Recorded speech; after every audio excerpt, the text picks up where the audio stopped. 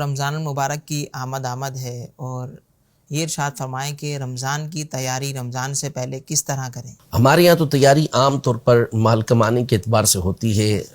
مختلف قسم کے ڈیزائن کے سوٹ جو ہیں وہ آرڈر کر دیے گئے ہوں گے، دکانداروں نے کون سے سوٹ بیچنے ہیں، شوز ہیں ان کے لیے، اور مختلف قسم کی تیاریاں تو بہرحال ہمارے یہاں شروع ہو جاتی ہیں۔ بہت سے لوگ جو ہے وہ کھانے پینے کی چیزیں یہ تیار کر کے رکھیں گے کہ رمضان میں باہر نکلنا مشکل ہو جائے گا۔ پھل فروٹ والے اور دیگر یہ سبھی تیاریاں کر رہے ہوتے ہیں، لیکن سب دنیاوی اعتبار سے تیاری کر رہے ہوتے ہیں۔ عام طور پر دین کے اعتبار سے تیاری، اللہ کرے کہ وہ ماحول ہمارے اندر آ جائے، وہ دین ہمارے اندر آ جائیں کہ اب یہ سوچ بن جائے کہ رمضان المبارک آ رہا ہے تو میں اس کے لیے اپنے آپ کو پریپیئر کروں، میں اس کے لیے اپنے آپ کو تیار کروں۔ یہ بہت بڑی بات ہوتی ہے۔ صحابہ کرام علیہم رضوان کا یہ معمول تھا۔ شعبان المعظم کے اندر سارے کام نپٹا لیا کرتے تھے، قرآن مجید فرقان حمید کی تلاوت کو بڑھا دیا کرتے تھے، قرض ادا کر دیتے تھے، جس سے لینا لے لیتے تھے، اور پھر رمضان کے اندر عبادت کیا کرتے تھے۔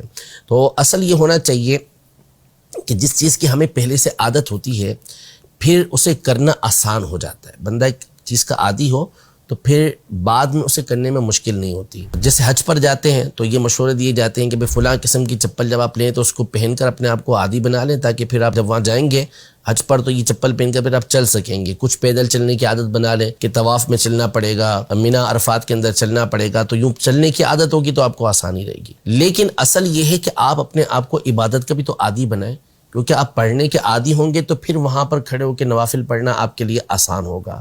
قرآن پڑھنے کے عادی ہوں گے تو پھر آپ قرآن پڑھ سکیں گے۔ درود پاک پڑھنے کے عادی ہوں گے تو زیادہ سے زیادہ درود پاک پڑھ سکیں گے۔ لیکن ان چیزوں کی عادت ہی نہیں ہوگی، اچانک جا کے شروع کریں گے تو پھر آپ کو تھوڑی مشکل پیش آئے گی۔ تو اسی طرح رمضان مبارک کے آنے سے پہلے اپنا ایک آپ ذہن بنا لیں کہ میں نے رمضان کے اندر یہ عبادتیں لازمی کرنی ہے، اور اس کے لیے پہلے سے آپ تیاری کرنا شروع کر دیں۔ قرآن مجید فرقان حمید کی ابھی سے تلاوت کرنا شروع کر دیں۔ درود پاک کی تعداد مقرر کر لیں، جیسے 700 مرتبہ درود پاک پڑھنا شعبان میں، اس کی فضیلت بھی آئی ہے تو اس کو پڑھنا شروع کر دیں۔